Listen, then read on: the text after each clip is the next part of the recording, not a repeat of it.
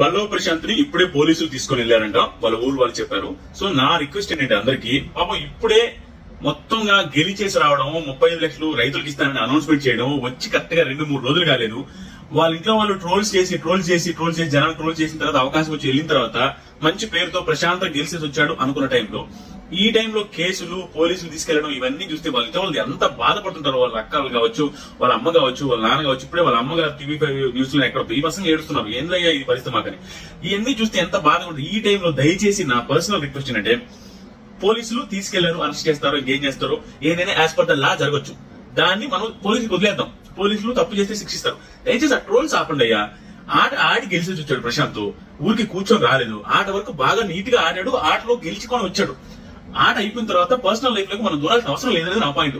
అతను తప్పు చేస్తే పోలీసులు చూసుకుంటారు. దయచేసి ఆ ట్రోల్స్ ఆపండి అనేది నా పర్సనల్ రిక్వెస్ట్ అందరికి కూడా. ఒక ఫ్యామిలీ